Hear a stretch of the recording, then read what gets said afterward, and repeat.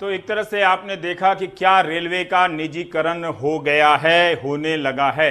मैं पर्ची लाया हूं, अगर आप गूगल में जाकर इंटरनेट में रेलवे का निजीकरण नहीं होगा पीयूष गोयल हिंदी और अंग्रेजी में टाइप करेंगे तो कई तरह के बयान होंगे, लेकिन 3 बार इन्होंने सदन के भीतर बोला है। 17 मार्च को और 22 नवंबर को, 17 मार्च 2020, 22 नवंबर 2019 को राज्यसभा में रेल मंत्री ने कहा है कि रेलवे का निजीकरण नहीं होगा। ये बात क्रिस्टल क्लियर है।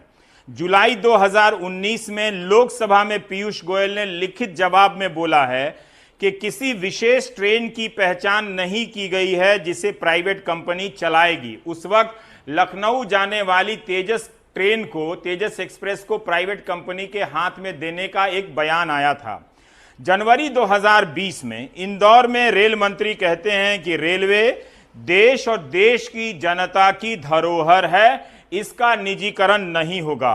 अक्टूबर 2019 में इनका बयान मिलता है कि निजी निवेश होगा, निजीकरण नहीं होगा, और जब तक हमारी सरकार है या हम सरकार में हैं निजीकरण नहीं होगा।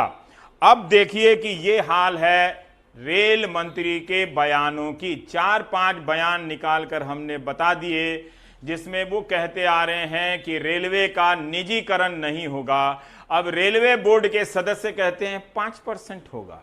तो जब आप सदन में कह रहे हैं कि निजीकरण नहीं होगा तो क्या ये बात फिर वापस सदन में नहीं ले जाना चाहिए था और लोकसभा और राज्यसभा में इस बहस को नहीं ले जाना चाहिए था कि हमने यहां कहा था इसलिए हम बता रहे हैं कि निजीकरण नहीं होगा।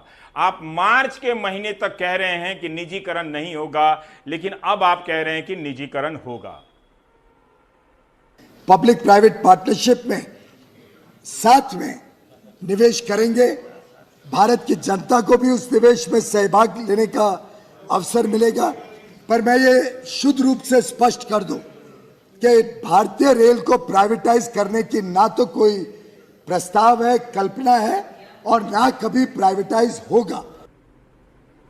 तो आपने देखा कि पीयूष गोयल आपको स्पष्ट कर रहे हैं सदन में और सदन के जरिए जनता को कि रेलवे का निजीकरण नहीं होगा। परिमल, जरा बताइए कि अभी जो रेलवे ने कदम लिया है ये कौन सा करण है? निजीकरण है या कोई और करण है? बात कह के सदन से पलट जाने का कोई करण है ये? नहीं, बात सही है कि ये निजीकरण ही है और बार बार इस बात को लेके हमने भी सुना था कि ये बार बार मंत्री जी की तरफ से कहा जा रहा था कि निजीकरण नहीं होगा। लेकिन कल इन सब चीज़ों पे विराम लग गया जब रिक्वेस्ट फॉर क्वालिफिकेशन को लेके रेलवे ने लंबा चौड़ा बयान दिया कि कुछ प्राइवेट पार्टी है जो ट्रेन ऑपरेट करेंगी और 151 ट्रेनें ऑपरेट करेंगी। जो दलीलें दी गई हैं वो दलीलें कुछ इस तरह से हैं कि मॉडर्नाइजेशन कोच का किया जाएगा जिससे आप वर्ल्ड क्लास ट्रैवल का आनंद ले सकेंगे, ट्रैवल टाइम घटेगा, जो सेफ्टी मेजर्स हैं वो ज़्यादा बेहतर हो पाएंगे, मेंटेनेंस कम करना पड़ेगा, आपकी जॉब अपॉर्चुनिटी बढ़ेगी। ये कुछ दलीलें हैं जो दी गई हैं और बताई गई, और पुख्ते तौर पे आज भी प्रेस कॉन्फ्रेंस में यही दलीलें दी गई कि ये सब वजह हैं जिसकी वजह से हम कर रहे हैं। एक और चीज़ इसमें बताई गई कि जो ट्रेनें अभी हम चला रहे हैं वो 4000 किलोमीटर पे हम मेंटेनेंस करते हैं। जो मॉडर्न कोचें जाएंगी, जो मेक इन इंडिया के तर्ज पे होगी, जो अभी तक बताया गया है, वो 40,000 किलोमीटर पे मेंटेनेंस करना पड़ेगा, यानी महीने में एक ही बार उसका मेंटेनेंस करना पड़ेगा। कुछ चीज़ें और भी इसमें साफ है कि ये कहा गया है कि अगर कुछ पैरामीटर तय किए गए हैं, जैसे पंक्चुअलिटी को लेके पैरामीटर है, मेंटेनेंस को लेके पैरामीटर है, अगर उसको मीट नहीं करती हैं ये प्राइवेट पार्टी तो उस पर पेनल्टी भी लगाया जाएगा। तो सीधे तौर पे निजीकरण की दिशा में जो बहुत लंबे समय से सुगबुगाहट चल रही थी, कई सारी बैठकें हो रही थी, उस पर विराम कल शाम से लग गया। परिमल, हम ये जानना चाहते हैं कि रेलवे कंपनी के रेलवे के यूनियनों का क्या कहना है, और ये सब जो दलीलें दी जा रही हैं कि ट्रेनें टाइम से चलेंगी, तो सरकार क्या अभी तक टाइम से नहीं चलाने में सक्षम है? रेलवे का अपना इतने दिनों का सिस्टम है जिसमें बहुत सी रेलगाड़ियां समय से भी चलती हैं, और ये जो कोच है क्या रेलवे ही बना रही है जो 40,000 किलोमीटर के बाद इससे मेंटेनेंस की जरूरत पड़ती है? इस तरह के जो बहाने दिए जा रहे हैं। कोच की तस्वीरें तो पिछले कई साल से पीयूष गोयल ही ट्वीट करते हैं कि भारतीय रेल की कंपनियों ने, अलग अलग कोच कंपनियों ने आधुनिक कोच बनाए हैं। अब अचानक से कौन सी ऐसी प्राइवेट कंपनी आ गई है कि जिसके लिए आप इस तरह की बहाने बना रहे हैं? क्या ये कोविड-19 का फायदा उठाकर रेलवे को निजी हाथ में देने की कोई तैयारी चल रही है या तैयारी पूरी हो गई है जिससे अब हम देख रहे हैं?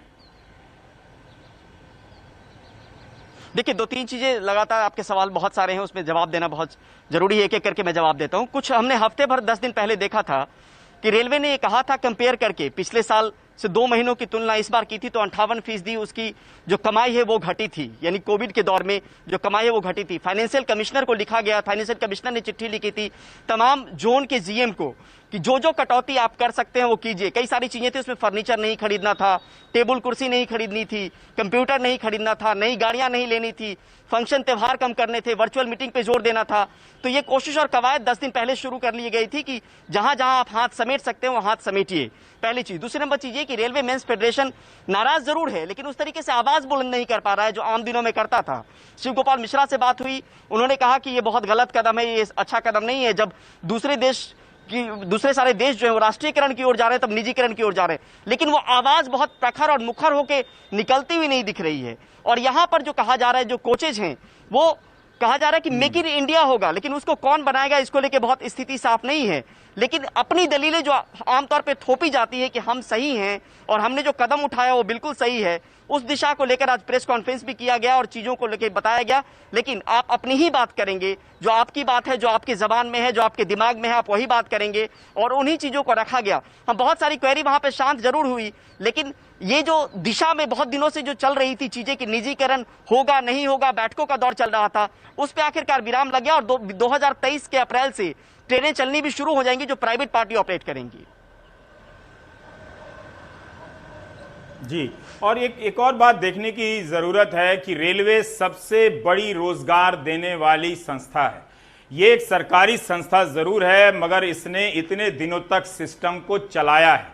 अब ट्रेन देरी से चल रही है। आप पिछले 2 साल पहले जब हमने रेल सीरीज चलाई थी, तब यही कहा गया कि कुछ सेक्टर में पटरियां बिछाने का काम हो रहा है, उसके बाद ट्रेनें टाइम से चलेंगी। तो उस सेक्टर में काम क्या पूरा नहीं हुआ? इस तरह के बहाने बनाकर अभी तक किसी भी सरकार की हिम्मत नहीं होती थी कि वो रेलवे के निजीकरण के मामले को छू दे। तो अलग अलग तरीके अपनाए गए, कभी जमीन देकर, कभी प्राइवेट और पब्लिक पार्टिसिपेशन के नाम पर प्राइवेट कंपनियों को घुसाया गया। इस वक्त जब प्राइवेट कंपनियां भीतर से चरमरा रही हैं, तो क्या उन्हें, या पता नहीं किन्हीं खास को, या पता नहीं किस वजह से रेलवे की बची हुई जो संपत्ति है वो उन्हें सौंपा जा रहा है? ये भी एक देखने का नजरिया हो सकता है।